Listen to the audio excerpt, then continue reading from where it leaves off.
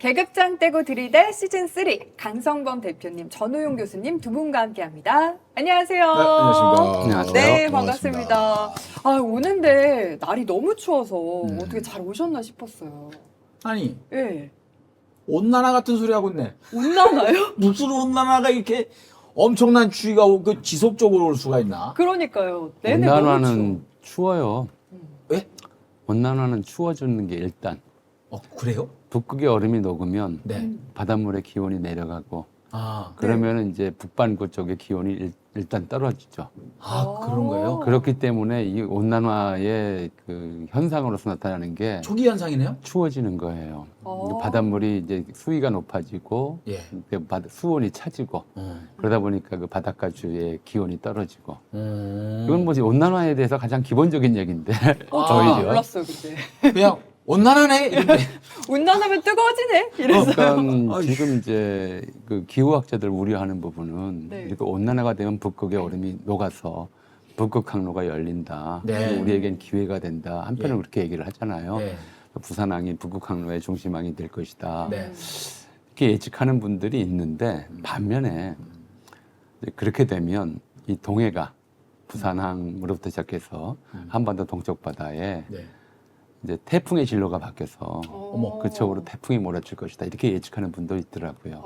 근데 당장은 전 누나만 봐서 그런지 몰라도 올해만 해도 태풍이 안 왔거든? 아, 맞아요. 그렇죠. 밑에서 근데 끝났거든요? 태풍의 네. 경로가 바뀌어가고 있는 거예요. 아. 그러면 더 멀어지잖아요. 아니요, 이제 더 녹으면 네. 이제 더 태풍이 더 북상해서 네.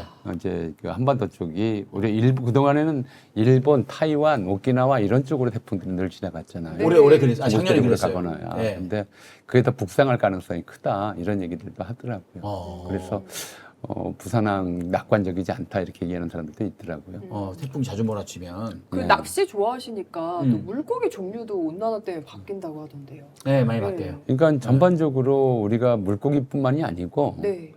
우리나라만 보더라도 사과 재배 주산지가 북진하고 있어요. 예, 그만큼 이제 오히려 좀 뭐랄까요? 네.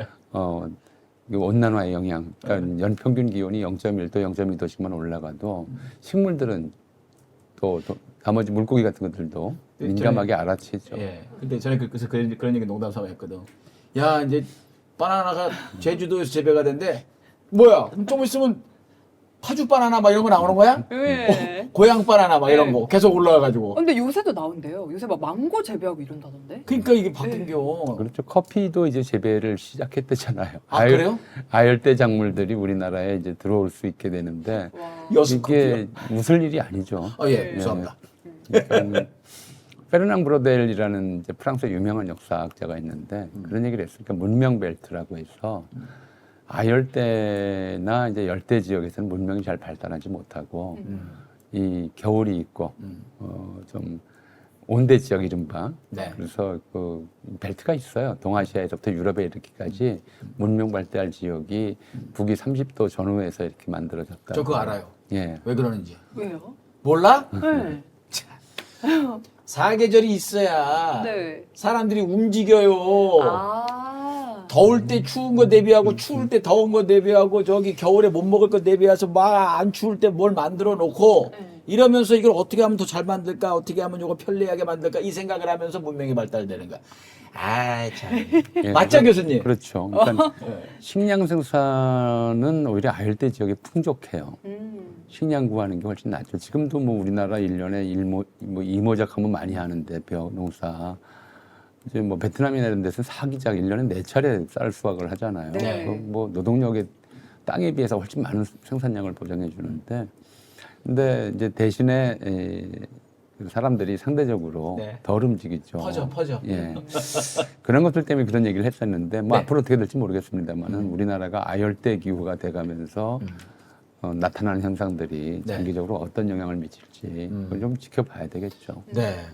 아무튼 뭐 저기 일단은 추우니까 짜증이 나가지고 맞아요. 일단은 추운 게 싫으네 그래. 예. 근데 이게 아, 근데 또 추운 게 또 온난화의 초기 증상이라는 거 오늘 처음 또 배워갑니다. 네, 그렇습니다. 예. 어떻게 보면 당연한 건데 우리는 깊이 생각을 안 해요.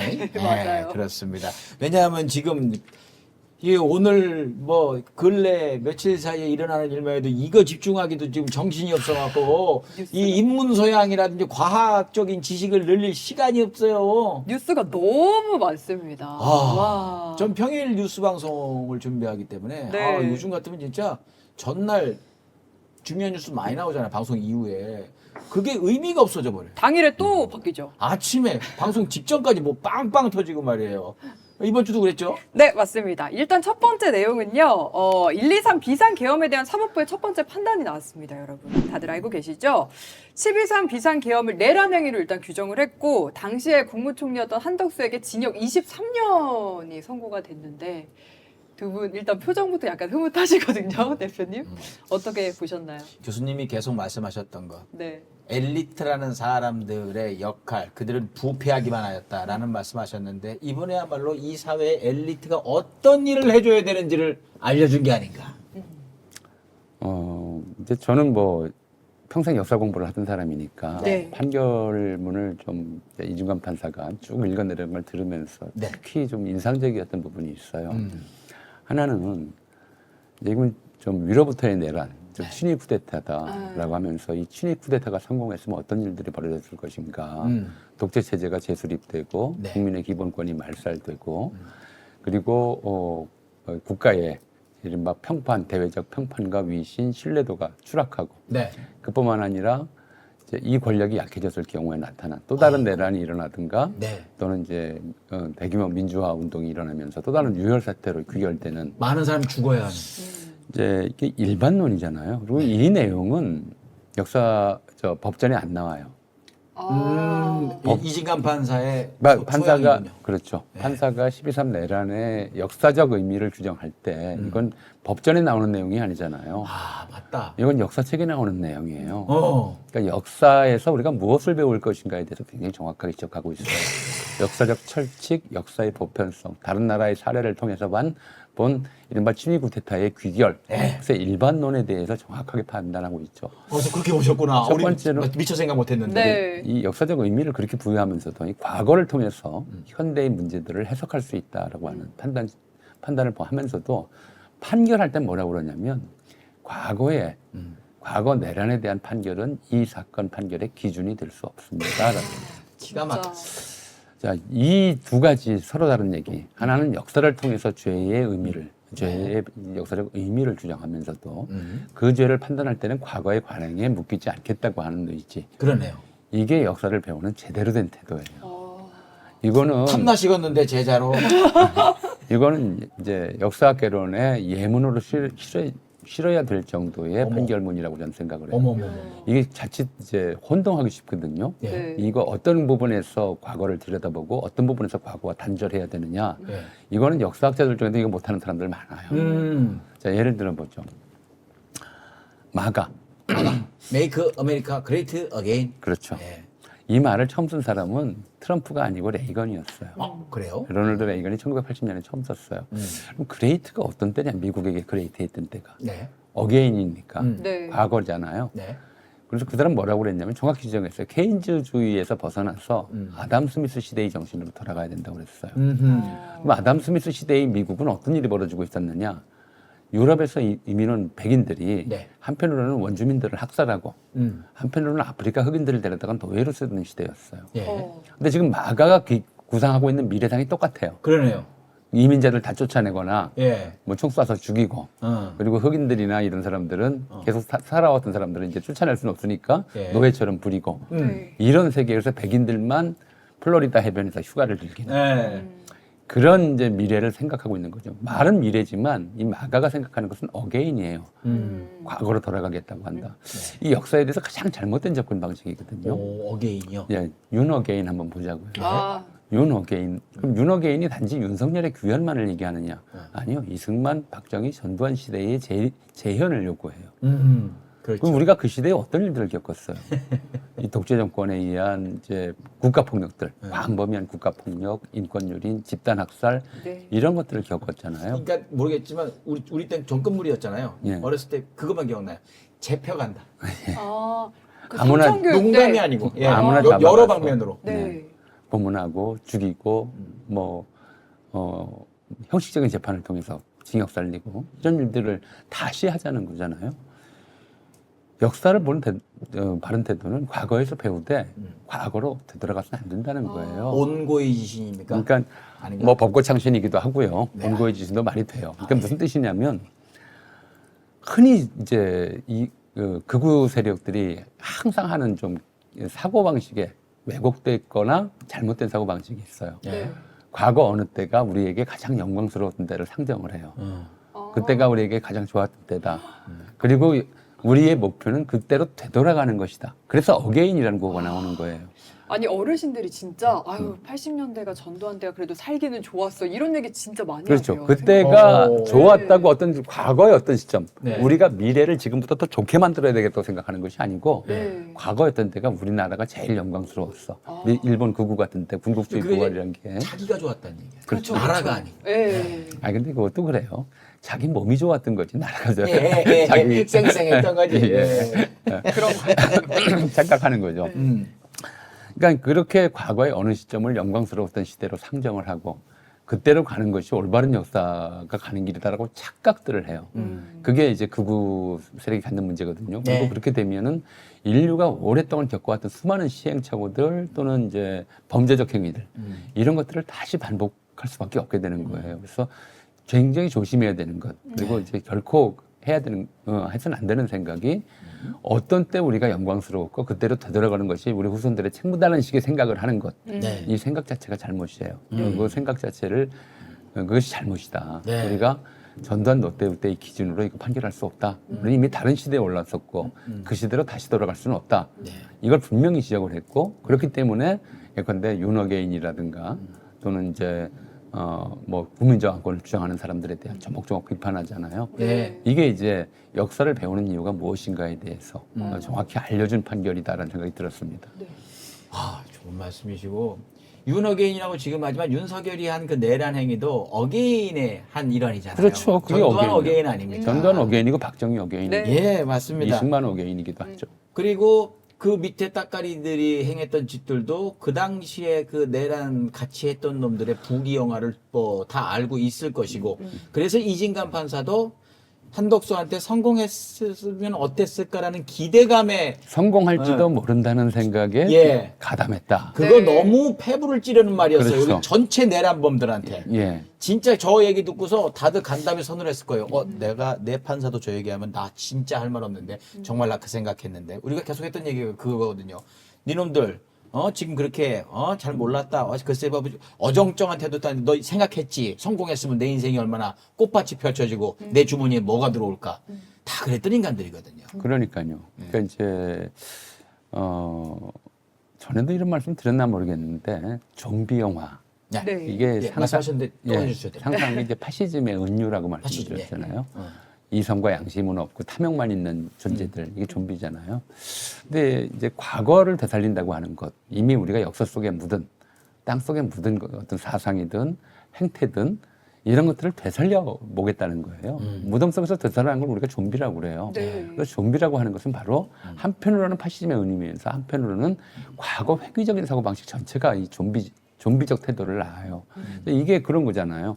이 사람들이 정말 용서하기 어렵다 생각되는 것이 이제 이게 봉합되기 어렵다고 이제 이중관 판사도 얘기를 했지만 정말 문제라고 생각하는 이런 거예요. 만약에 이 윤석열의 계엄이 성공했더라면 윤어게인을 외친다면 어떤 일들을 자기들은 어떤 걸 기대하고 있을까? 뭘 모르고 외치는 사람들도 있겠지만 네. 저 예컨대 윤석열이 말한 네. 종북 반국가 세력이라고 이렇게 낙인 찍고 그 사람들이 가졌던 걸 다 빼앗아서 자기들이 나눠 가질 수 있다는 생각. 그런 생각이 근본에 깔려 있어요. 맞습니다. 그게 이제 이 남을 좀비성이라고 하는 거예요. 음. 남의 피를 빨아서 자기 배를 불리겠다고 하는 네. 그런 좀비 의식이 지금 우리 사회를 횡행하고 있거든요. 그러니까 그 좀비 의식을 확산시키는 게 네. 윤석열이라고 하는 것이 이제 자가 국민에 의해서 선출된 일단 그런 권력을 이용해서 네. 그런 지위를 이용해서 이런 좀비들을 양산하려고 했던 것이고 또 그가 내란을 일으키고 그것 때문에 구속됨으로써 오히려 좀비 의식이 확산하는 계기를 만들어줬다는 거죠. 그 죄의식이 그 죄가 더 크다. 네. 저는 뭐 그렇게 생각을 하고요. 그걸 잘 짚어줬다고도 봐요. 맞습니다. 판결문 기가 막혔습니다. 자, 마지막 여기 우리 가연 씨 같은 경우는 저는 그 선고하는데 중간에 이진관 판사가 이게 뭐 일부 국회의원들이랑 시민들 덕분에 더 커지지 않은 거다 그 얘기를 하면서 잠깐 약간 울먹하는 느낌으로 목에 메이는 듯한 느낌이 나더라고요. 맞아요. 저는 그때 진짜 진정성이 저는 좀 느껴졌어요. 전 거기서 네. 울지 마라. 그죠? 전 거기서 저 사람 귀 쓰여져야 된다라는 생각이 들었어요. 최소한 공감 능력이 있다는 거 아니에요. 약자에 대한 공감, 국민에 대한 공감, 국가의 미래에 대한 생각 이런 것들이 확실하다는 거 아니에요. 저런 법관이야말로 진짜 높은 자리에 가가지고 법을 제대로 세우고 나라의 미래를 생각하는 판결을 내리게 만드는 그런 모범이 되는 위치에 가야 되지 않는가. 그러니까 사실은 이제 이런 말씀 좀 이렇게 드리기가 좀 그런데 네. 우리가 이진관 판사의 판결을 보면서 당연하다라고 느낀 게 아니라 고맙다고 느껴요. 그러면 안 돼요. 이게 문제예요. 네, 직위원 때문이에요. 지기현만 그랬겠어요. 그동안 박정호, 뭐 한덕수 조이대. 구속영장 기각하고 예. 또 박성재 구속영장 기각하고 이 박정호. 수많은 판사들이 다 그런 것 같아요. 심지어 가장 최근에 백대현 판사 잘 써놓고 판결문은 잘 써놓고 마지막에 가서 초범임을 감안해요. 그러고 도망가. 지금 죄송합니다만 저 고등학교 후배입니다. 아 진짜요? 그래서 그 전까지 우리 학교 달라 했다가 그 이후에 백대현 씨 됐어요. 아이고. 이런 판사들만 보다 보니까 판사를 보는 눈이 너무 낮아졌어요. 사실은 지금 그렇게 말씀하셨지만 네. 사실은 대한민국 판사들이 다 저래야 되는 거잖아요. 그게 정상적인 국가잖아요. 생중계하는 것도 네. 내란 재판인데 예. 당연히 생중계가 돼야 되는데 다행이다. 왜 이래야 되냐고요. 그러니까요. 네.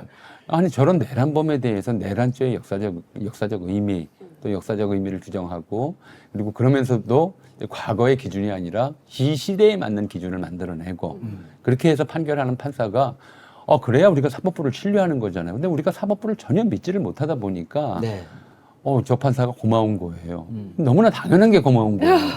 이제 우리 사회가 지금 어떤 지경에 처해 있는가, 왜 사법개혁이 필요한가를 보여주는 사례이기도 하죠. 맞습니다. 네. 아무튼 직위원이 여러 살인 줄 알아 사법부에서도. 아이 참.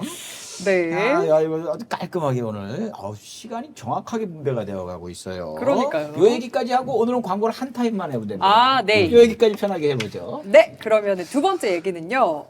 정청래 대표가 지금 지방선거가 얼마 남지 않지 않았습니까? 네. 근데 조국 혁신당에 전격적으로 합당을 제안을 했더라고요. 전 제일 궁금한 게 이 타이밍에 네. 어째서 뭐 찬성도 반대도 있지만 왜 이 타이밍일까? 난 별로 할 얘기가 없어서 아, 진짜요? 얘기 좀 많이 해줘요. 왜 이 타임이니까?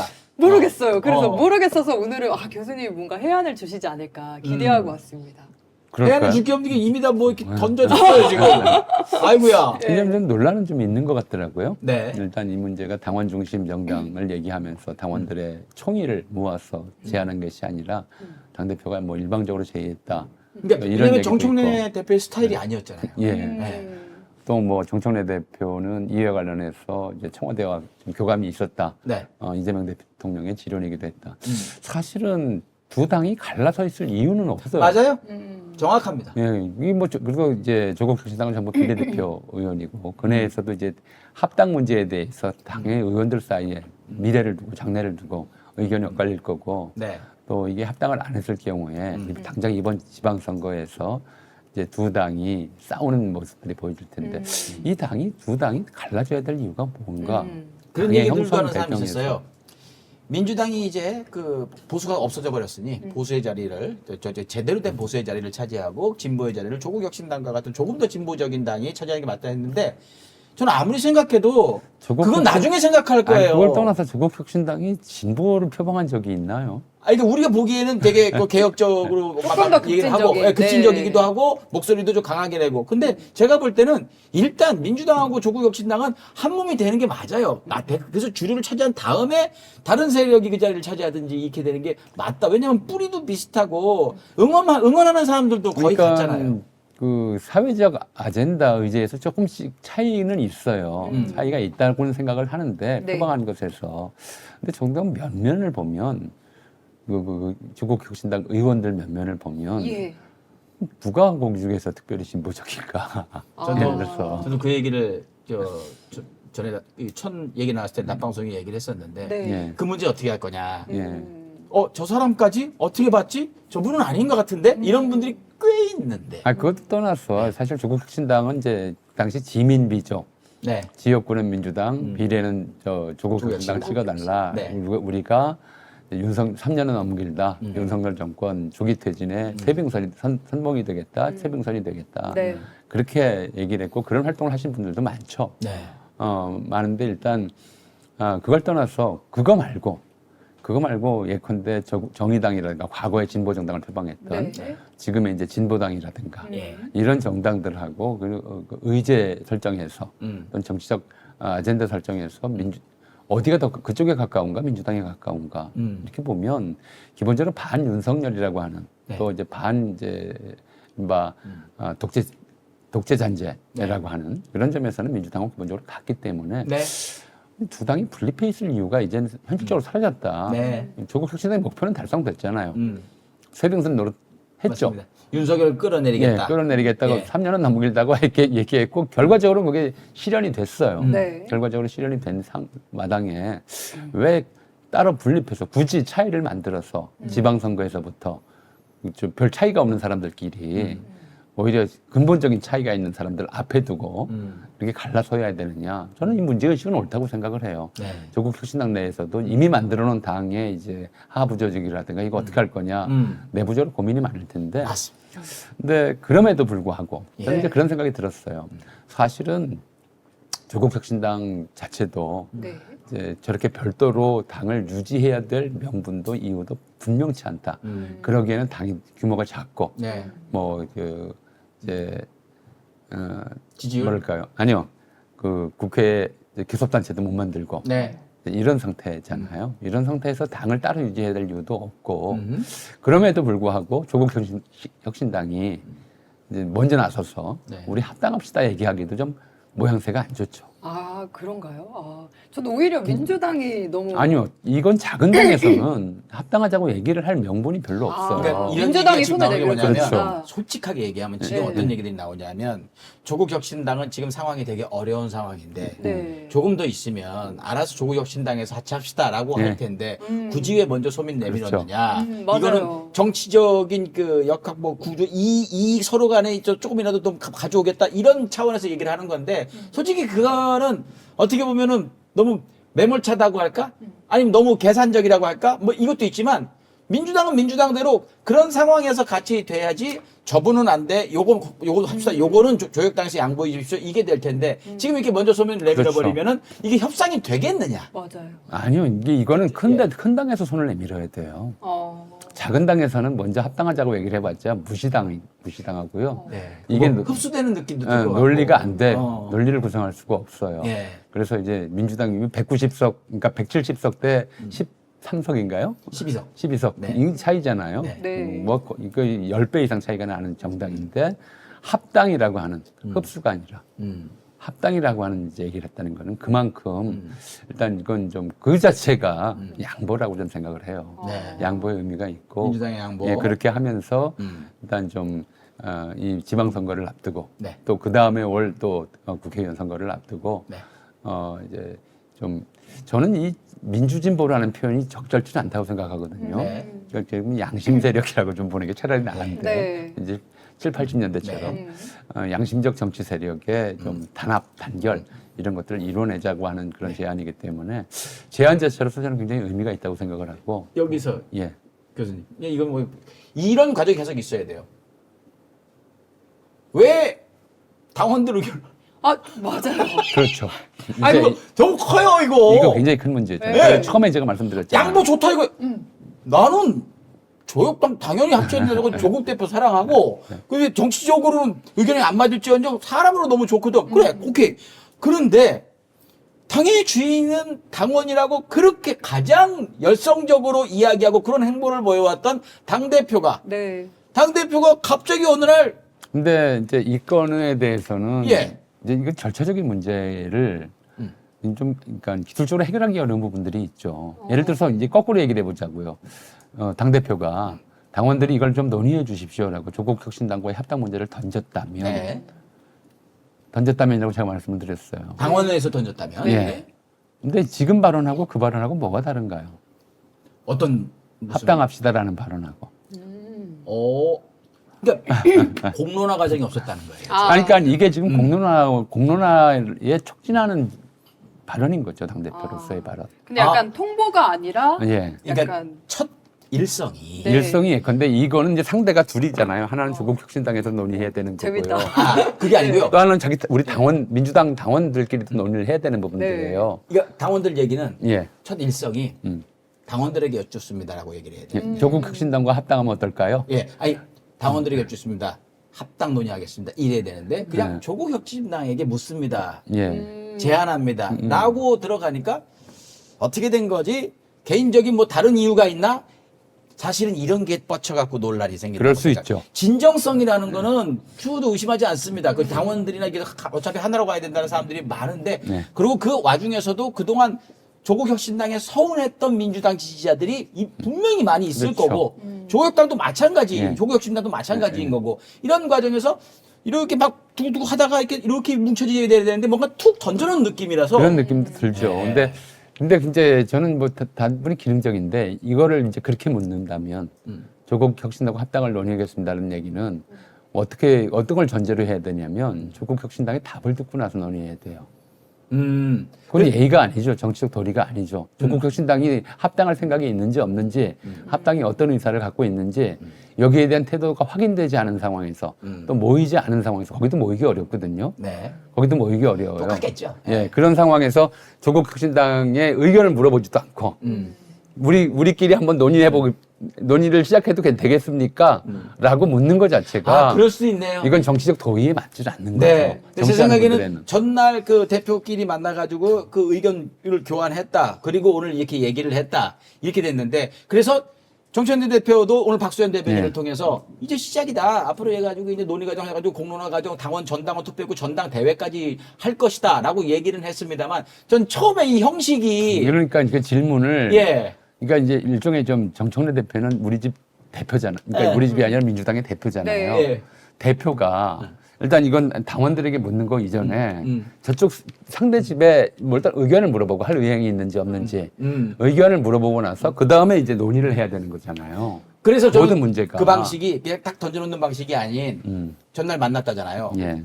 국민 여러분, 지지자분께 여쭙습니다. 어제 그리고 그 전부터 해가지고 조국 대표와 이런 과정이 있어 왔습니다. 그래서 조건만 맞는다면은 합당에 대해서 부정적이지 않습니다. 요 정도 선까지만 얘기를 해놓고 어떻게 할까요?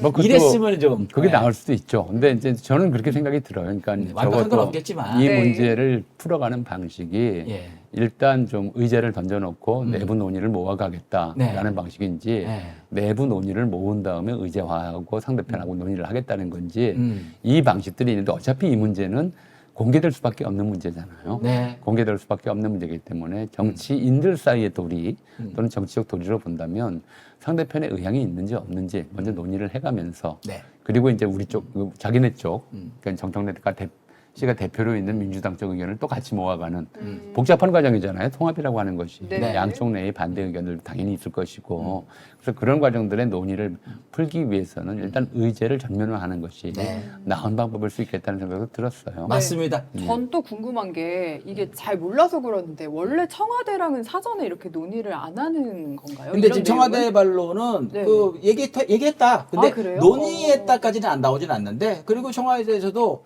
저기 대통령의 지론이다. 함께 해야 한다는 거는 이렇게 말씀을 했는데 사실 청와대에서 못 들었는데 계속하면 이건 문제가 커져요. 맞아요. 그래서 약간 수습하는 느낌이긴 하던데. 그것도 나는 어느 정도 네. 있지 않을까. 근데 얘기는 한 것 같아요, 미리. 근데 아. 이제 좀 놓고 보자면 두 당이 뭘 했어요? 윤석열 정권 끝장내고 이재명 대통령 만들기에 동조했잖아요. 우리 맞습니다. 조국혁신당 의원들 조국혁신당으로서 이재명 대표 선거운동을 할 수 없기 때문에 그죠? 이재명 대표 선거운동으로 각자 등록해서 민주당 파란색 옷 입고 선거운동하고 네. 다녔어요. 뭐 그럼 이제 그 당이 서로 두 당으로는 있어야 될 이유가 없다 맞습니다. 이런 생각은 들어요. 네. 그리고 그 점에 대해서 크게 이제 합의가 됐다면 크게 양해가 되는 상황이라면 네. 이제 지방선거를 앞두고 뭐 호남에다가 우리가 조국혁신당이 우리가 따로 더 후보를 내서 민주당하고 승부를 내겠다는 사실 그렇게 준비하는 사람들이 있거든요. 예. 지방선거 단위에서는 꽤 많을 거예요. 근데 그런 식으로 이제 내부에 그럴 때마다 언론이 뭐라고 그러겠어요. 뭐 어디 지역 조국혁신당이 우세 뭐 이런 계속 나올 거 아닙니까? 그 둘이가 이렇게 나오죠. 네, 당연히 그렇게 나오고 뭐 이렇게 나올 텐데 그거 이전에 일단 좀 후보 선발 단계에서부터 시간이 많지는 않으니까 네. 이제 설 지나고 나면 바로 지방선거 국면으로 넘어갈 테니까 네. 그 전에 일단 지방선거에 나오는 후보들 교통 정리를 하고 그러기 위해서는 일단 좀 합당이 필요하다 이런 판단을 했을 것 같고 그런 논의를 촉발하기 위해서도 이거 당원들의 의견 수렴 과정을 먼저 거친다면 그것만 해도 설 지나고 한참 걸릴 거예요. 네. 그래서 이 두 개의 논의를 한 배일수록 한꺼번에 진행하겠다고 하는 표시가 아니었을까. 저는 뭐 긍정적으로 생각하면 좋게 보면 그렇게 네. 또 생각이 들어요. 부디 생채기 없이 결과가 어떻게 나든 네. 갈라지는 일 없이 이렇게 돼도 안에서 막 아니 당연히 씻을 수 없는 상처가 생길 수도 있어. 그래서 반발이 있죠. 그 과정이 중요합니다, 이거. 예. 예. 아니, 당연히 나올 수밖에 없어요. 지금 이미 지방선거 준비하고 있는 사람들 굉장히 많잖아요. 제가 뭐 이래저래 이제 저도 모르게 끌려 들어간 카톡 단톡방 같은 거 네. 있거든요. 저도 모르게 끌려 들어가요. 네. 그러면 벌써부터 이제 자기가 알리려고 선거 준비하는 사람들 굉장히 많아요. 아무데나 그냥 뭐 자기가 뭘 했다고 굉장히 예. 많거든요. 이런 상태예요. 양쪽 다 이미 당이 있기 때문에 거기서 자기 이게 지방선거 준비하는 분들이 있고 이분들은 합당이 되면 어쨌든 누구 하나는 이미 양쪽 당에서 준비하는 사람들은 네. 이제 물러나야 되잖아요. 그런 그렇죠. 것들 당연히 반발할 수밖에 없고 이런 일들을 이런 과정에서 불거져 나올 수 있는 이제 이른바 지금 얘기를 안 하면 이제 우리 강성범 대표님 말씀하신 대로 네. 서로 합칠 수 없는 상처가 남을 수도 있어요. 그게 되면 안 돼서 그래서 이런 미리 이제, 공론화 예. 토론이 예. 굉장히 치열하게 벌어져야 된다라는 예. 말씀을 그래서 드리고 그- 이렇게 된 이상 저는 예. 이미 이 수순으로 가는 거예요 지금. 그쵸. 이게 가는 거예요. 아니 네. 조국 혁신당은 합당 안 하면 안 돼요. 맞아요. 맞아요. 예. 그런 의미에서 민주당이 먼저 손을 내밀어놨던 것도 예. 되게 큰 의미가 있는 것 같고 그 과정에서 이제 서로 간에 이제 그동안 있었던 앙금 푸는 문제들 그리고 어떻게 뭐 어레인지하는 이런 정리하고 막 이런 것들이 잘 돼야 되겠다라는 생각도 들고 이런 마음만 가지면 될 것 같다라는 생각이 들어요. 이거 건방진 얘기지만 모르는 사람이 누가 단톡방에 초대를 했어요. 김동연 지사 응원방이에요. 네. 수백 명이 있더만요. 예. 이거 봤어, 이거 봐요. 틀린 얘기도 아니에요. 이게 다른 이 민주 진영의 얘기로는. 김동연 지사 응원하는 거는 그냥 넘어가고 이렇게. 저는 그들도 우리와 함께하는 이들이에요. 민주 진영 사람들이에요. 그 사람들이 누구를 뭐 저기 상대편 다른 그 도지사 후보를 비난한다 이런 것도 없어. 그냥 그런 사람들이에요. 어차피 다 함께 가야 되는 사람들이다라는 생각이 들어요. 그래서 조금만 좀 유연한 생각을 가졌으면 좋겠다. 아유, 저는 나 둥글둥글 갔으면 좋겠는데. 그게 자꾸 쉽지가 이런 않아요. 일이 있으면 나한테 예. 너는 뭐야? 입장을 명확해. 이렇게 하면 여기서 막 욕하고 이렇게 하면 여기서 막 욕하고. 그게 참 애매한데 그냥 저는 그냥 하기는 해요. 근데 이제 하도 제가 그냥 내 맘대로 왔다 갔다 하니까 네. 이제 그러니까 포기한 사람들이 많긴 한데. 선거 때가 되면 이 공통점보다 차이점이 너무 많이 보이고 각자 후보로 나서려는 사람들마다 자기의 차별성을 부각시키려고 하게 돼요. 예. 그럼 그러다 보면 이제 이런 공통성 자체에 대한 인식이 약해지고 이제 분립하는 또는 분리되는 이런 좀 여론이 형성되기 쉽거든요. 이겨야 하니까. 예. 네. 그래서 그런 차별성보다는 지금 우리가 갖고 있는 시대적 과제가 뭐냐. 여전히 내란 청산이거든요. 맞습니다. 내란이 아직 안 없잖아요. 됐습니다. 아직 안 아직 끝났어요. 예. 지금 보세요. 내란에 가담했던 이제 한덕수 특검이 애초에 기소한 내용대로 했으면 무죄 났어요. 내란 방조죄 이거 법에 없다는 거 아니에요? 윤중관 판사가. 큰일 날 뻔했죠. 예. 이 내란 방조죄로 기소했으면 무죄밖에 선고할 수가 없었던 상황이에요. 내란 방조라고 하는 것 자체가. 네. 지금 이런 구멍들을 만들어서 무수히 많은 내란 및 외환 유치 범죄자들이 지금 밖에서 다 활개치고 있어요. 근데 이거 극복도 못한 상태에서 뭐가 우리가 잘났고 뭐가 차이점이 얼마나 이게 중요하고 예. 이런 얘기하는 게 좀 우스꽝스럽죠. 사치입니다. 예. 난 나와 있는 사람 중에 제일 어이없는 사람이 누군 줄 알아? 김성훈. 경호 차장. 걔가 아직도 나와 돌아다니. 그렇구나. 쏴 죽이겠습니다 해놓고. 예. 아무튼 당장 생각나는 게 그렇지 보면 죄가 나와 있어? 이러는 사람들도 많거든요. 저는 맞아요. 이번에 북한에 무인기 보낸 민간인들의 배후에 있었을 것으로 추정되는 사람들. 네. 그런 사람들이 아직도 멀쩡하게 활동하고 있다는 게 굉장히 두려워요, 사실은. 난 그 뿌리가 이재명 대통령 테러했던 놈 있지? 네. 그 뿌리하고도 닿는다고 봐요. 다 같을 거. 네. 아, 재밌습니다. 네, 오늘 재밌어요. 네. 여기까지 얘기를 하고 이제 첫 번째 광고로 가보겠습니다. 여러분 음식에 유혹이 많으시죠? 저희 이런 음식 유혹도 극복을 하셔야 됩니다. 이에 도움을 줄 수 있는 휴닉 관리 또 들어가 볼 텐데요. 굶지 않는 건강한 식단 관리 휴닉 4주 식단 세트를 소개합니다. 쫄쫄 굶어서 건강을 해치는 다이어트는 더 이상 노노. 23kg 감량에 성공한 직원의 레시피를 그대로 담았다고 하는데요. 작년 한 해 동안 1000명 이상의 고객님들이 건강한 감량에 성공을 하셨습니다. 자세한 후기는 공식몰에서 확인할 수 있고요. 속이 편한 100% 식물성 단백질 베지어트와 부족한 야채 섭취를 돕는 슈퍼그린 클렌즈 그리고 아몬드 밀크 베지 포유까지 균형 잡힌 식단으로 푸짐하게 구성을 했습니다. 단백질뿐만 아니라 현대인에게 꼭 필요한 영양소들이 되게 많잖아요. 그 영양소를 골고루 챙긴 4주 식단으로 건강한 식습관을 시작해보세요.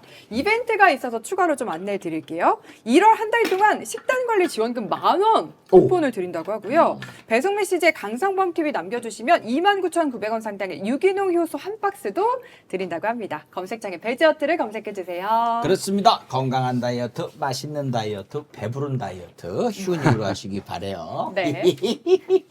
좀 말 잘하죠. 네, 그럼요. 원래 수다맨 아니었어요.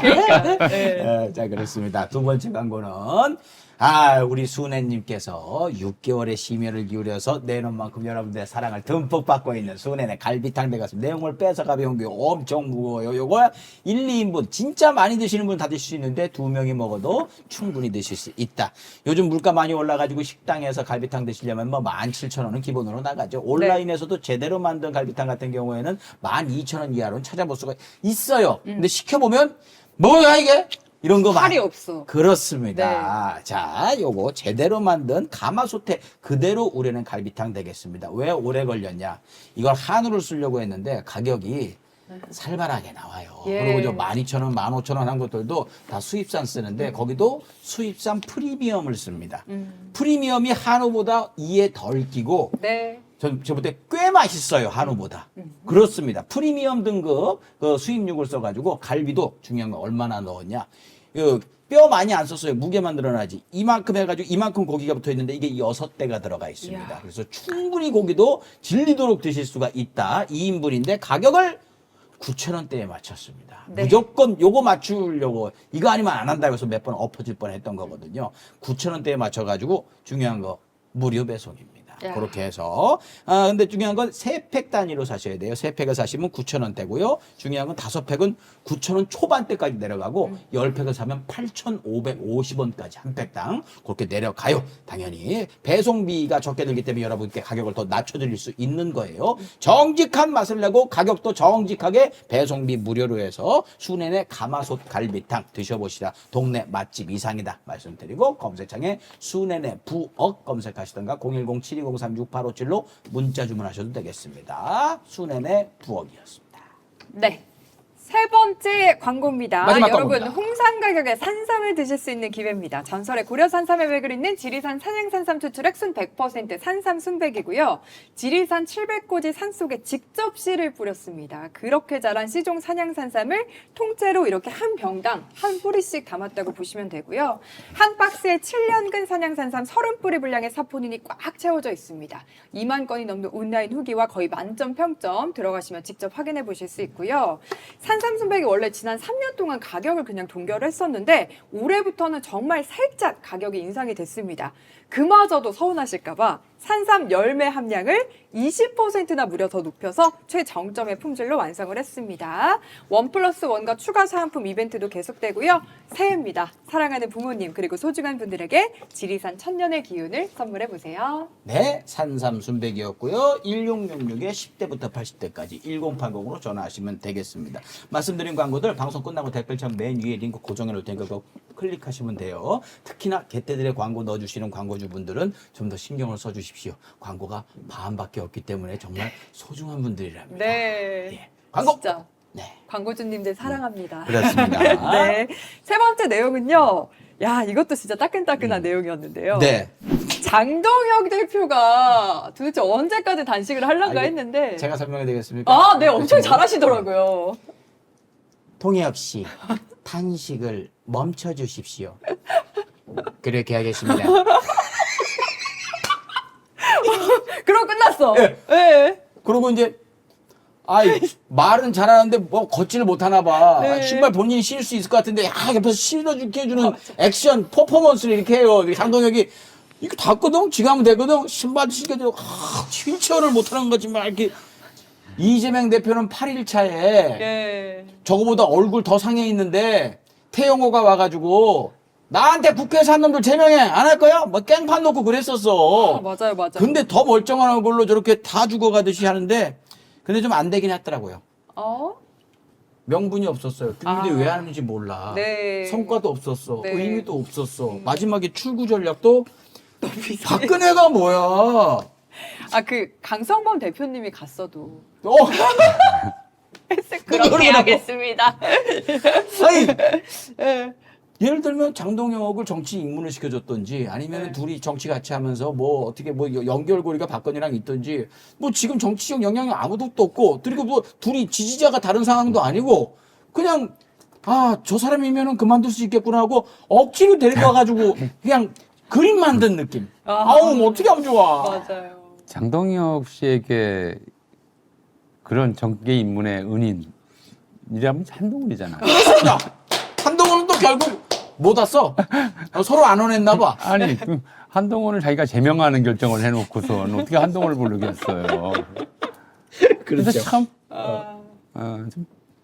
좀 뭐라고 달리 할 코미디 말고는 할 말이 이거 없어요. 한동훈 때문에 시작한 단식이거든. 한동훈 쫓아내겠다고. 아, 맞아요. 무마시키려고. 그러니까 나중 되니까 특검의 명분이 아니고 특검 사실은 특검의 첫 그 사람 모은 거는 이준석이에요. 네. 이준석 미국 가 있을 때 동혁이 제명했다고 뭐라고 그러니까 그냥 내가 요거 뺏어가지고 요거 명분으로 그냥 그 입을 덮고 들어눕자. 난 딱 그 느낌이었거든요. 네. 그러니 한동훈 부를 수도 없고 한동훈조차도 단식 초기에 장동혁을 비난하는 듯한 얘기를 하면서 사과문이랍시고 막 이렇게 했었거든요. 그 어차피 못 만나는 상황인 그런 상황에서 좀 박근혜가 가지고 끝낸 게 아닌가. 와, 진짜. 할 말이 없다, 진짜. 예. 단식 투쟁이라는 말 쓰잖아요. 네. 사실 이건 본래는 투쟁이 될 수 없는 거였어요. 그러니까 최초의 단식에 관한 기록은 백이숙제에서부터 시작이 돼요.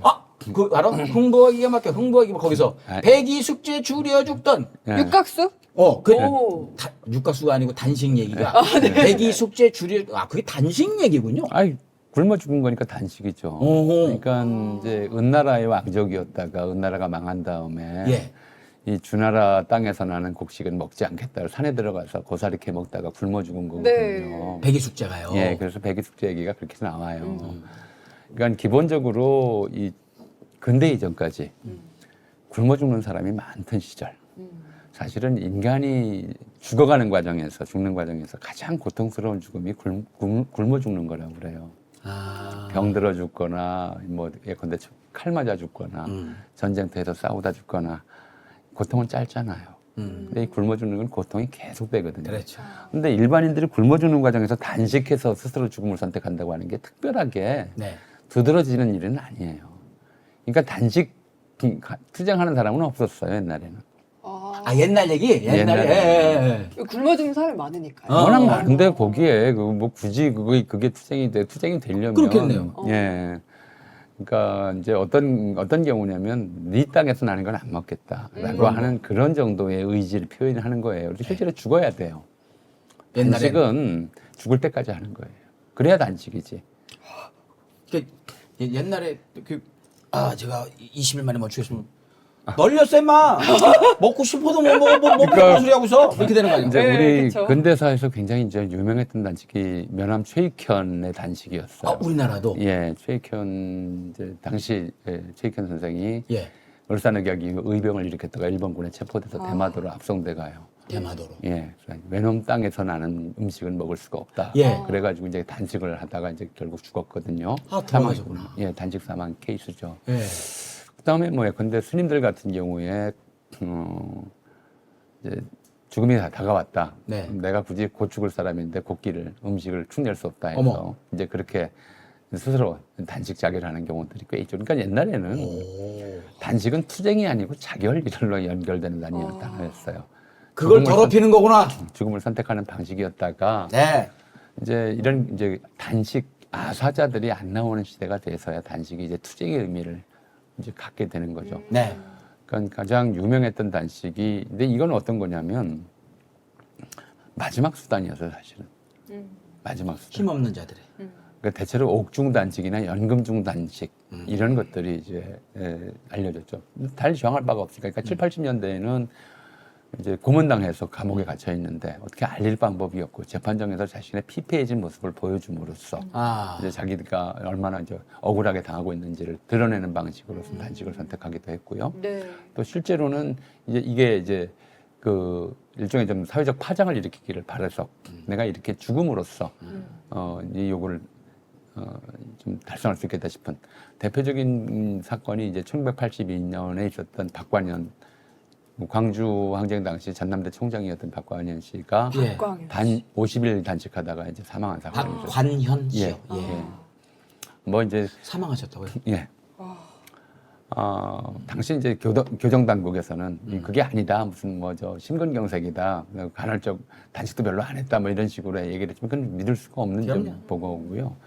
이제 재소자 처우 개선 이런 것들을 요구하면서 있다가 이제 50일 정도 단식하다가 사망한 사례가 있고요. 또 하나 유명한 사례가 이제 김영삼 전 대통령의 단식이죠. 정치인으로서는. 그때 구금 상태에서 하신 거죠? 연금 상태. 연금. 가택연금. 연금하고 구금이 어떻게 달라요? 구금은 구치소에다 가두는 거고요. 죄송합니다. 연금 상태. 연금은 집에다가 못 나오게 하는 거죠. 예. 그러니까 저기 노역 없는 걸 구금이 금고. 제가 죄송합니다. 예. 얘기 안 징역, 그 다음에 구금, 연금 이러는데요. 좀 나름대로 좀 부드럽게. 네. 그러니까 집에서 일상생활은 집에서 누리게 하는데 집 밖으로 못 나오게 한 상태를 우리가 가택연금이라고 연금. 하잖아요. 예. 이제 그런 상태에 있으면서 전두환 정권 하에서 이제 결국 국제적으로 알려진 인사이기 때문에 자기가 죽으면 이제 전두환 정권의 폭정을 알릴 수 있겠다. 본인은 그렇게 시작을 한 거죠. 네. 그래서 이제 목숨을 건 단식을 했다. 23일 단식을 했잖아요. 네. 그게 이제 근데 그 당시 우리 언론들 보면은 그걸 뭐라고 보도했냐면 김영삼 단식이라고 보도를 안 했어요. 그럼요. 지난주에 말씀해 주셨잖아. 인사, 주요 인사. 주요 인사에 뭐라고 그랬죠? 언론에 보도된 내용은 네. 모 정치인의 식사 문제라고. 맞아. 지난주에 빵 웃었지. 예. 그렇게 표현했어. 신문 기사에 식사 문제라고 나왔어요. 네. 사실은 이 장동혁 대표의 이 단식이야말로 사실 식사 문제라고 보도하기도 나왔을지도 모르겠어요. 그러니까 이재명 이제 당시 당 대표 지금 대통령이 24일간 단식을 했어요. 김영삼 전 대통령이 23일을 했고요. 네. 근데 그 동안에 저는 좀 그게 정말 기가 막히더라고요. 나경원 씨가 장동혁 대표 단식하는데 이재명 대통령 오찬했다고 막 비난을 해요. 네. 근데 실제로 이재명 그 당시 당대표 단식할 때 자기들이 뭐 했어요? 밥 잘 그리고 먹었겠죠. 이들이 실제로 단식 중인데도 구속적 보심 나오라고 통지서 보내고. 그랬습니다. 그리고 또 나경원이라 제가 언급을 안 하고 있었던 건데 이게 뭐냐면 이 오찬 모임을 빠그러뜨리려고 의미를 없애려고 한 것도 있어요. 왜냐하면 진작에 결정이 돼 있던 건데 예. 전날 갑자기 전격적으로 오라고 하는데 안 간다고 하더니 안 가면 안 오는 건데 지가 나중에 들어온 거예요. 그래놓고 왜 오찬을 하느냐? 그러면 다른 사람들은 장동혁 꼬붕입니까? 다른 사람들은 그 열댓 명 되는 사람들이 다 그거 준비하고 일정 다 빼놓고 있는데 자기가 그냥 한동훈 때문에 하는 거 우리가 딱 봐도 그래서 안 찾아간 거 아니에요. 네. 저 우스운 단식하는데 그래서 저 사람 단식하고 있으니까 단식한 지 이제 7시간이 되었으니 우리가 오찬을 하면 안 돼. 이래야 되는 거야? 그러니까 나경원의 얘기라서 제가 무시를 한 걸 뿐이지 그거 얘기하면 하루 종일도 얘기하죠. 그러니까 이제 사실 단식이라고 하는 이 행위는 언제 끝내야 되느냐 이게 제일 문제예요. 사실은 단식하다가 이렇게 굶어 죽을 때까지 단식하는 사례는 많지는 않아요. 지금 아까 최익현 선생이라든가 박관현 열사라든가 이런 분들이 이제 단식 끝에 목숨을 잃은 그런 케이스고요. 네. 대개는 이제 극단적인 이제 의사들이 이제 이대로 안 되겠다 해서 이제 멈추게 하죠. 그리고 강제로 또 드러내고. 예. 네. 근데 이제 뭐 강제로 먹이기도 했고 옛날 독재 정권 시절에는 이제 뭐 목에다 튜브 꽂아서 먹이기도 하고 뭐 이런 일도 있었는데요. 오. 예. 항상 어렵죠. 근데 기본적으로 이 단식의 목표는 두 가지예요. 요구 조건이 관철되든가 아니면 죽든가. 이게 이제 단식 투쟁의 결기로 시작을 하는 거죠. 내가 요구 조건이 관철될 때까지 이 자리를 떠나지 않고 죽을 때까지 버티겠다. 그래서 뭐 40일씩 단식하는 분들 계시잖아요. 세월호 때 40일씩 단식을 했고 뭐 이제 좀 미스테리긴 한데 예컨대 이명박 정권 때 이제 지율 스님은 뭐 100일 단식을 했다는 말도 네. 있고 뭐 이렇잖아요. 100일을 안 먹고 이건 미스테리예요. 사람이- 그러니까 이제 뭐 소금과 차만 먹고 이제 아. 버텼다라고 하는 이제 그런 얘기죠. 사찰이니까 불가능할 것 같지는 않고 아. 아무튼 뭐 그걸 우리가 뭐 평가할 알 수가 네, 없죠. 그럼요. 예, 뭐 별별 의혹들이 다 나왔었으니까. 네. 그리고 실제로 이제 이재명 대표 단식할 때는 참 얄미운 기자들이 있었어요. 가가지고 옆에 이게 물 마시는데 그 물에 무슨 죽 들어 있는 거 아닌가 이렇게 텀블러의 정체는 무엇인가? 이런 거 가지고 맞아. 참 좀 잔인하고 야비하죠. 예. 그런 모습들을 보이곤 했었는데 이제 장동혁 대표는 그래도 이재명 대표가 24일 단식을 했고 네. 결국은 이제 이게 김영삼 전 대통령이 23일 단식이 정치인으로서 그때까지는 최장기 단식이었단 말이에요. 그걸 이제 넘어선 거죠. 그리고 의사들의 이제 권유 있었고 이러니까 정청래 대표도 꽤 오래. 같이 24일 했어요. 아 그래요. 예, 같이 24일 기록을 세웠는데 네. 근데 그런 좀 상황이었단 말이어서 이 어느 정도나 절박하고 절실한가를 보여주는 결국은 이제 그렇게 돼버렸어요. 단식이 예. 처음에는 죽을 때까지 하는 것, 요거가 관철될 때까지 하는 것이었다가 이제 최근에 들어오면서 이제 김영삼 전 대통령 단식 이후로는 그 다음에 단식들은 대개 요구가 관철되지 않아도 의사의 권유로 끝내는 상황이 되고 의사로서 보자면 인간이 건질 수 있는 한계가 대략 20일 남짓이다라고 하는 것이 보통의 판단이잖아요. 네. 그러니까 20일 정도 지난 것이 이제 마지막까지 보이는 결기예요. 그래서 장동혁 대표가 정말 결기가 있다면 20일은 가지 않겠나. 저도 오래 갈 줄 알았어요. 예. 20일은 해야 그게 결기인데 지금 뭐 일주일 좀 됐잖아요. 근데 가만 보면 좀 그래요. 과거 이제 국민의힘 계열에서 단식을 한 사람들을 보면 이제 이정현 씨, 예. 그 유명한 장지지 손바닥 지지 장지지라고 했던 호남에서 이정현 씨. 저 당선됐었던. 네네. 자전거 네. 타시던. 그다음에 이제 김성태 씨, 네. 뭐 이런 분들 이제 단식을 했는데 되게 기간이 일주일 남짓. 김성태 씨도 8일. 거기서 못 벗어나요. 그러니까 네. 그만큼의 이제 이른바 이제 뭐랄까요 공동체적 자기가 이제 공공적 관점에서 한다면 그런 절박함이 없다는 얘기죠. 네. 이번에도 보면 그래요. 그러니까 아까 말씀하신 것이 그만두고 싶은데 꼭 그런 거죠. 그만두라는 사람이 없네 주변에. 누가 좀 명문 좀 만들어줬으면 누가 와서 그만하라고 좀 얘기를 해서 명분 좀 만들어줬으면 좋겠는데 없는 거예요. 아. 없으니까 누가 만만할까? 이렇게 본 거죠. 예. 이렇게 봐서 다가오는 지방선거에서 그래도 아직도 표로서 좀 의미가 있는 박근혜 씨를 부르면 좋겠다고 생각을 했던 것 같아요. 아니 어차피 국힘 표인데 뭐 박근혜 지지하는 그러니까 사람들은. 그렇잖아요. 뭐랄까요 요구사항 또는 의지 결기 이거 충분히 알려졌으니까 이제 그만하세요도 아니고 그냥 정해진 대사를 준 거예요. 제가 볼 때는. 더 큰 싸움을 위해서, 더 크고 긴 싸움을 위해서. 그러니까 지금 이거 얘기하면서 어렵게 이어가는 듯이 얘기는 하지만 진짜 어려울 수도 있겠지만 그 정도로 말이 나온다는 건요. 더 할 수 있다는 얘기예요. 얘들의 단식의 기준은 몸이 망가져서는 안 되는 기준으로 그렇게 하고 있는 거로밖에는 안 보이는 거예요. 저는 뭐 그것도 아니라고 생각돼요. 그러니까 사실은 좀 우리가 정치인 단식 기준점들은 이제 김영삼, 이재명, 정청래 이런 분들이 이미 세워놓은 거예요. 네. 23일, 24일 이 정도까지가 이제 신체적 한계이고 그리고 이제 그때까지 하는 것이 애초에 결기를 제대로 보여주는 단식이다. 근데 네. 뭐 열흘도 안 되는 단식을 하고서도 반도 안 되는 단식을 하고서도 이제 못하겠다. 그만큼의 이제 결기가 없는 거죠. 이 정도면 좀 장기 디톡스라고 봐도 될 것 같아요. 제가. 그렇죠. 예. 제가 장이 굉장히 쌩쌩해지는 그런 경우가 될 수 있을 것 같다. 남의 단식에 대해서 이렇게 얘기하는 게 좀 비한스럽긴 한데, 근데 과거에 이제 그런 것도 했었잖아요. 전에도 지난주에도 말씀드렸습니다만은 뭐 릴레이 단식이라고 한 끼씩 뽑는 네. 거.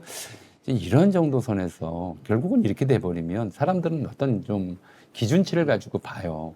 그러니까 그 기준치를 넘어서야 되는 부분들도 있지만 또 그런 네. 걸 봐요. 야, 이거 이재명 대표는 24일을 했는데 결국 8일 해놓고 뭐 저러냐. 이렇게 평가받을 수밖에 없어요. 네. 어쩔 수 없죠. 본인도 알 거예요. 네. 저도 초기에는 조롱 안 했어요. 언제부터 저도 맘 편하게 조롱하기 시작했냐면요. 송원석이 장동혁 옆에서 이재명 같은 출퇴근 단식 아니고 저기 정청래 같은 담배 피는 단식 아닙니다. 이렇게 하면서 또 조롱을 해요. 그 당시도 조롱을 했거든요. 오케이, 그럼 우리도 조롱해도 되겠다. 너희들이야말로 조롱의 대상이다. 8일하면서 죽겠다고 저기 아유 이거 박근혜님 얼른 오세요. 야 아이고 세팅해가지고 그만두는 저 짓거리. 이번 기회를 통해서 지난번에도 박수영이가 누군가 저기 국힘 24시간 하고 실려갔잖아요. 그 사람이 그 이후에 저기 말수가 확 줄었어요. 네. 저는 이번 계기로 자기보다 몇 배를 단식했던 사람들의 얼굴 보면 알거든요. 똑같이 8일째 이재명 대통령의 얼굴과 장동혁 얼굴 훨씬 더 이재명 대통령이 볼이 들어가 있어요. 심각해집니다.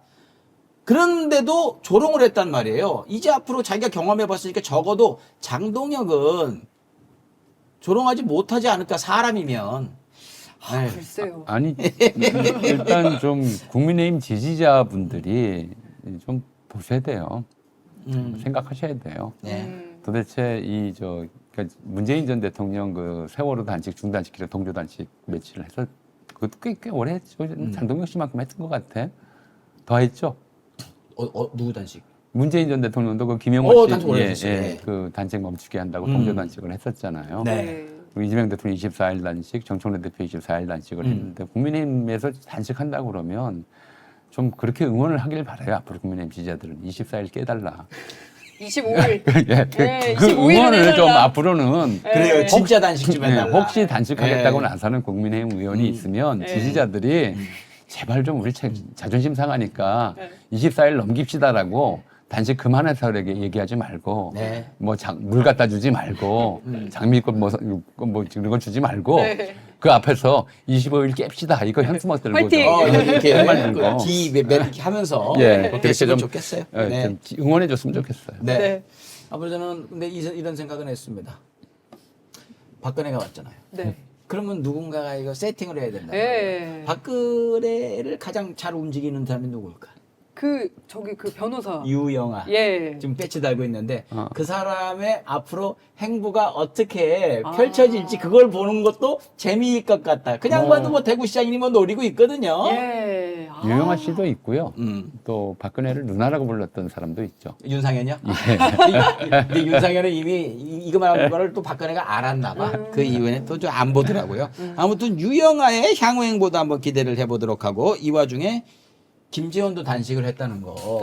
아무도 몰랐죠. 척기 김재원도 단식했다는 거 여러분. 여기까지 하겠습니다. 무려 사흘 하셨던데. 무려 4일. 아, 네. 예. 네, 여러분 마지막 소식입니다. 서부지법. 네. 저도 사흘은 굶어 봤어요. 저도 사흘 해봤어요. 디톡스. 아이, 김재원이잖아. 우리가 좀 아무도 이렇게 안 알아줘. 자, 저희가 언급해드렸습니다. 마지막 뉴스는요. 서부지법 폭도들 다들 기억하실 겁니다. 이 수사받거나 재판받을 때는 감형해달라고 그렇게 읍소를 했거든요. 근데 나오니까 완전 딴소리를 하면서 죄가 없으니까 내가 풀려난 거다. 뭐 심지어는 뭐 5.18이랑 본인들의 비교를 하면서 막 약간 이런 식으로 얘기까지 하고 있습니다. 나중에 유공자가 될 것이다. 뭐 예. 이따 얘기하면서 저는 뭐 다들 얘기하지만 이건 판사들의 소양 부족이라고 봐요. 그냥 걔들이 글 공부를 해가지고 저 자리에 올랐기 때문에 걔들이 쓰는 반성문을 보고 이 판사들 중에 대부분이 과연 이게 진정성이 있나 없나를 또는 멀리서지만 눈빛만 보고 태도, 몸짓을 보고서 저게 진짜 반성하는지 안 하는지를 알 수가 있을까. 그 정도로 부대끼면서 살아오고 사람에 대한 이해가 있을까. 전 그거 부족이 제일 근본적인 것이고 그리고 저 정도 짓거리를 했을 정도면 근본적으로 뭔가 그 사회에 어울려서 함께 어울렁더울렁 그 공동을 생각하고 다 타인을 배려하고 이런 삶을 살 수 없는 DNA인 게 드러난 것임에도 불구하고 봐주고 풀어주고 집행유예 다 이렇게 하니까 결국에는 판사 놀리는 거야. 네. 그 생각 갖고 있는 거예요. 그렇죠. 뒤로 돌아 나오면서 이렇게 나오거든요. 맞아. 어이구. 그냥 판사들이 불쌍해요 저는. 그 인터넷에 이제 검색을 하면 예. 법원 반성문, 아. 법원 반성문 대신 써주는 업체들이 굉장히 많아요. 대박. 구구절. 문제는 최근에 들어와서 그 법원 반성문은 네. 그 인공지능이 챗GPT가 아니 대학교 그 레포트도 걔들이 대신 쓰는데 인공지능이 대신 쓰는데 법원 반성문 분량만 정해주면 다 써줘요. 야. 판사들이 그거를 이제 알아요. 저게 본인이 쓴 게 아니라는 거 알아요. 네. 그 모를 리가 있어. 근데 문제는 이제 그 시장 자체가 있기 때문에 반성문 시장. 반성문 시장을 이제 굳이 없앨 필요가 없는 거죠. 첫 아, 번째로는. 그건 좀 안 좋은데. 진짜 안 좋은 거네. 그래서 네. 과연 이게 우리 재판에서 맞나? 전에도 말씀드렸지만 우리 사법관행에서 개혁해야 될 요소 중에 하나가 저는 이거라고 생각을 해요. 반성문을 쓰면 반성을 참작해서 형을 낮춰주고 끝까지 진짜 무죄라서 무죄라고 버티면 반성의 기미가 없다고 중형을 선고하고. 그렇죠. 이 말이 그래서 어떻게 보면은 사기꾼은 봐주고 거짓말하는 자들은 봐주고 네. 진짜 억울한 사람들은 중형을 때리는 이런 그래서 사형이 일들이 안 나오는 것이고 이런 집행이 일- 안 되는 거고. 이런 일들이 반복되고 있는 거죠. 근데 저는 이제 왜 이거 얘기를 하냐면 저 사람들은 자기 이름으로 낸 반성문조차 안 읽은 것 같아. 기본적으로. 그냥 읽기라도 하지. 변호사가 알아서 다 내면 자기는 가만히 있다가 나왔기 때문에 집행유예로 나왔기 때문에 반성문을 자기가 썼다면 자기가 잘못한 거 알 거 아니에요. 기본적으로 전 뻔뻔한 게 아니고요. 무식한 거예요. 무식하다. 자기가 무슨 죄를 지었고 어떻게 판결을 받았는지 몰라요. 징역형의 집행유예를 받았음에도 자기가 죄가 없다고 생각을 하는 거예요. 그 얘기를 하잖아요. 저기 네. 유튜브 나와가지고. 예. 네. 죄가 없는 줄 알아요. 그러니까 기본적으로 무식한 것이 첫 번째고요. 그다음에 이제 이 부분에 대해서 역사 의식이 없어요. 역사 의식이. 워낙 없는 거예요. 어떤 것이냐면 네. 예컨대 민주화 운동 유공자들 우리가 그걸 만드는 과정이 얼마나 복잡했는데요.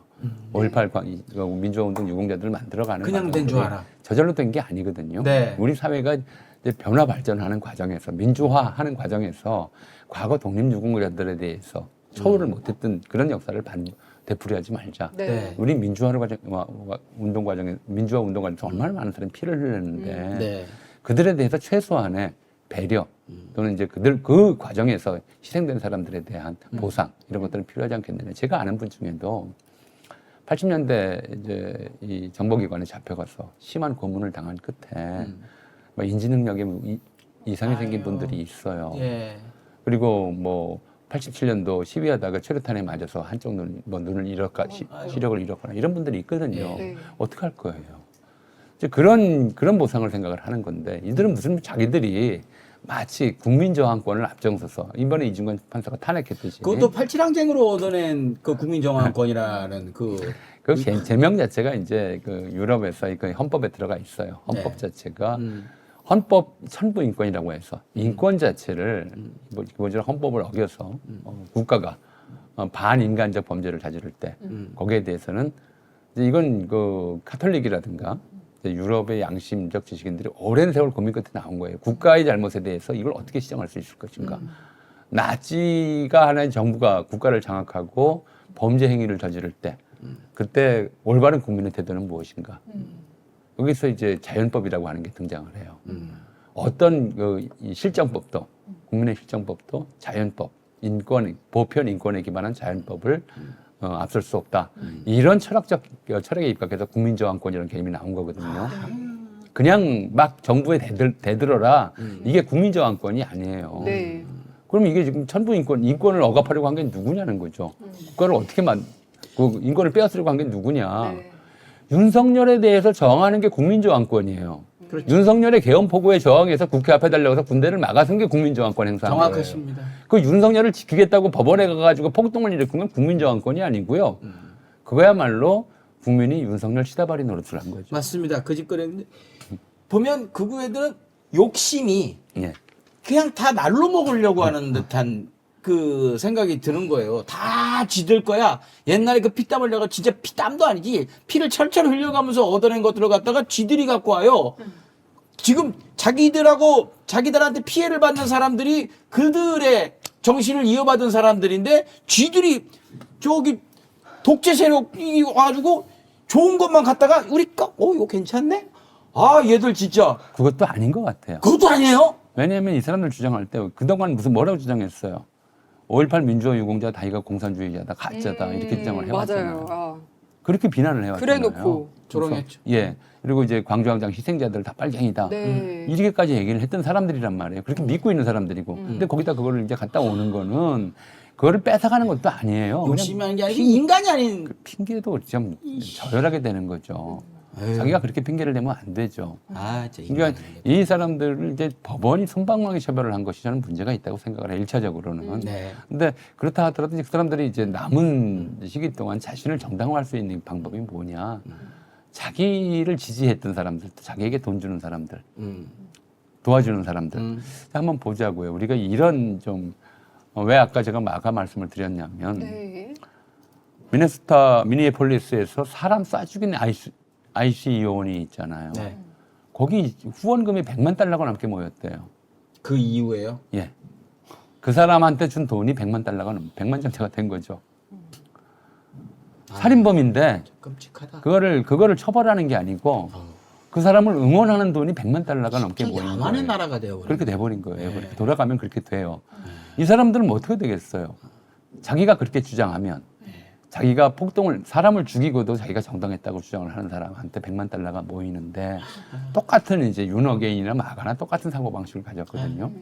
이런 사람들이 그렇게 주장을 하면 할수록 야, 저들이 이제 윤 대통령을 지키기 위한 최일선의 전사들이다 라고 하는 이미지를 스스로 갖고 싶은 거죠. 그렇게 가지면서 그것으로만이 이제 자신의 정당성을 입증할 수가 있기 때문에 이렇게 주장을 하는 건데 그럼에도 이제 나는 무죄다. 죄가 없어서 풀려났다 같은 무식한 얘기를 하는데 거기에 동조하는 사람들이 또 있는 거죠. 그거를 위해서 그런 얘기를 하는 걸 수도 있겠네요. 나에게 입금 좀 해줘라. 그런 얘기. 나 이렇게 멋있다. 저는 그럴 거라고 생각해요. 아우 끔찍해. 그러면서 얘기를 하는 거 감옥이 그립다. 뭐 이건 내가 쎄 보이려고 하는 거거든. 저렇게 셉니다. 앞으로 뭐 이런 일이 있을 때 제가 앞장설게요. 자 주머니가 여기에 돼요. 아휴, 아무튼 그런 것들과 예전에는 저런 것들이 저기 갑자기 뭐 차 뒤에다가 일장기 뭐 이렇게 해갖고 댕기는 그런 애들이 지금 저렇게 다 몰려 있는 거 아니에요? 예. 짧게 이것만 여쭤볼게요. 앞으로 역사적으로 쭉 이렇게 계속 살펴봐 보셨잖아요. 저런 것들이 창궐 했을 때 어떻게 흘러갈 거라고 예상을 하시기 힘들겠지만. 예상을 떠나서 예. 이제 교훈은 있죠. 저희가 이제 미래를 볼 수는 없지만 네. 과거에서 교훈을 얻을 수는 있어요. 중요합니다. 2차 대전 이후에 독일인들이, 2차 대전 이후에 일본인들이 집단 반성으로 내려놓은 결론이 있어요. 네. 근데 일본인의 얘기를 한번 해볼까요? 원자폭탄 맞고 나서. 네. 왜 맞았나, 일본은? 일본은 왜 원자폭탄을 맞았나? 스스로 그들끼리 생각을 한 건가요? 예. 일본인들 내에서 일본의 좀 양심적 지식인들이 왜 우리는 원자폭탄을 맞았을까? 네. 미국이랑 뭘까요? 거기에- 그들의 결론. 결론. 그들의 결론. 노라고 하지 못하는 일본인이어서 원자폭탄을 맞았다. 에? 천황의 명령에 대해서. 천황의 명령이 비인도적이고 반인간적이며 인류의 양심에 반하는 것이지만 그걸 따르는 것이 국민의 도리라고 생각했기 때문에 원자폭탄을 맞는 지경까지 갔다. 그렇게 결론이 났군요. 그게 이제 국가 행정 또는 이제 상급자 이번에도 똑같아요. 이번에 이중관 판사의 판결문도 똑같아요. 네. 뭐냐면 명령이라고 해서 무조건 따라서는 안 된다. 그것이 자연법에 맞는지 인간의 양심에 맞는 것인지 인간의 도리에 합당한 것인지 그거를 모든 국민이 따져볼 의무가 있다. 네. 그걸 따지지 못하는 자들은 이제 결국은 뭐가 되냐면 좀비처럼 네. 타인의 피를 탐하게 되고 권력의 하수인이 되고 살인기계의 부속품이 돼버린다. 그래서 이미 그 교훈을 2차 대전은 인류에게 그 교훈을 가르쳐 준 거예요. 그래서 일본인들은 그렇게 결론이 난 이후에 어떤 행동으로 이어지게 그러니까 됐나요? 한동안은 그게 평화헌법이라든가 네. 그래서 천황제 권력의 폐지 또 내부에서의 논리 이렇게 지나가는데 문제는 사실 인간이 얻은 교훈이 한 세기를 반세기를 넘지를 못해요. 세대가 달라지면 이게 돌아와. 계속 이래요? 또 잊어버리는 경우가 있거든요. 네. 다만 역사가 이제 중요한 것은 이제 그런 거예요. 그런 경험과 교훈을 아는 사람들이 또 늘어날 수밖에 없어요. 돌아가는 사람들도 있지만 네. 그래서 미국의 마가도 그렇고 한국의 윤 어게인도 그렇고 저런 사람들이 이제 국제 질서를 완전히 변화시키고 세계사를 다른 차원으로 이행시키겠구나 이렇게 당장 우려가 되는데 저는 그 점에 대해서 좀 낙관적 미래관을 가지고 있어요. 낙관적으로? 이미 경험을 했던 일이다. 네. 겪었던 일이기 때문에 똑같이 저들이 사회의 다수를 점해서 똑같은 형태의 네. 폭력, 또 다른 민족에 대한 폭력, 네. 다른 국가에 대한 폭력, 또 자국 내에서의 소수자들에 대한 폭력, 이런 폭력을 광범위하게 행사하도록 놔두지는 않을 것이다라고 하는 그런 좀 낙관적 견해를 가지고 있어요. 근데 일본인들은 핵폭탄을 맞은 다음에 자정 능력이 생긴 거잖아요. 이- 독일인들도 철저하게 반성을 통해서 한 거잖아요. 근데 네. 우리는 지금 반성하지 않잖아요. 그 거- 과정이 있어야 되는 거 아니에요? 그 태극기 집회에다 제가 폭탄 하나 떨어뜨려. 게임이 아니야. 아니요. 이제 우리는 그런 식의 좀 뭐랄까 혁명적인 네. 또는 처참하게 그야말로 처참하게 깨지는 거잖아요. 네. 그 반성보다는 적개심을 키우는 사례가 있었어요. 한국 전쟁을 통해서 워낙 이게 강화됐거든요. 양쪽 다. 네. 양쪽 다 상대를 미워하고 죽이려고 드는 것이 하나의 이제 국민적 도리인 것처럼 생각하는 것들이 강화됐는데 한편에서는 어쨌든 간에 서로 치고받고 서로 막 말싸움을 하면서도 어쨌든 80년 가까이 양쪽 간에 이제 전쟁이 없는 상태가 좀 만들어져 있고요. 또 한편으로는 이제 우리가 꾸역꾸역이지만 천천히지만 전반적으로 좀 반민주 세력의 정치적 기반들이 약화하는 추세에 있어요. 그랬었는데 요즘 이거 확 일어난 것 지금 같아요. 그렇죠. 그렇진 않아요. 또 그런가요? 더 이제 이중관 판사의 지적처럼 윤석열 때문에 오히려 이런 식의 극단적인 극우 세력이 커진 측면도 있고 네. 또 그러다 보니까 언론이 기계적 중립을 취하면서 이들의 발언을 많이 보도하는 측면도 그럴 수도 있지만 있고 원래 있던 애들이 오히려 드러남으로써 경각심을 일으키고 어떻게 보면 이걸 다 척결할 계기가 될 수도 있네. 근데 최근 두 차례의 총선거에서 민주당 의석이 거의 3분의 2 네. 국민의힘 의석은 계속 쪼그라들고 있어요. 네. 3분의 1 전후에서 줄어들고 있어요. 이거 90년 3당 합당을 기준으로 보자면 불과 30년 만에 전체의 3분의 2 이상의 압도적 다수를 점했던 정당이 3분의 1 정도로 쪼그라드는 이게 국민의식의 성장이거든요. 네. 국민의식의 성장의 기반이에요. 그래서 이 추세 자체가 한편에 있기 때문에 네. 저 추세가 마치 도드라져 보이지만 사실은 쪼그라드는 과정이다. 네. 이 정도의. 그러니까 우리의 역사적 경험들이 그렇잖아요. 이번에도 이제 판결문에 또 나왔지만 네.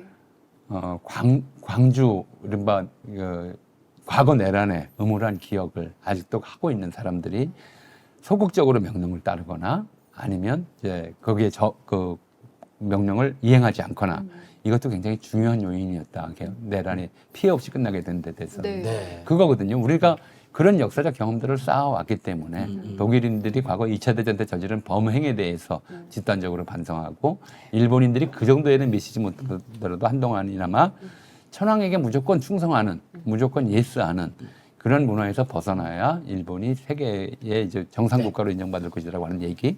그런 것들처럼 우리도 여러 차례 이른바 쿠데타를 겪으면서 이승만의 친위 쿠데타, 박정희의 5.16 쿠데타, 전두환의 쿠데타를 겪으면서 여기에 대한 좀 역사적 내성이라고 하는 걸 좀 키워와서 네. 저는 뭐 당장 커 보인다 하더라도 이제 시간이 흐르면서 그걸 좀 진압할 수 있는 힘은 계속 강화될 거라고 생각을 해요. 네.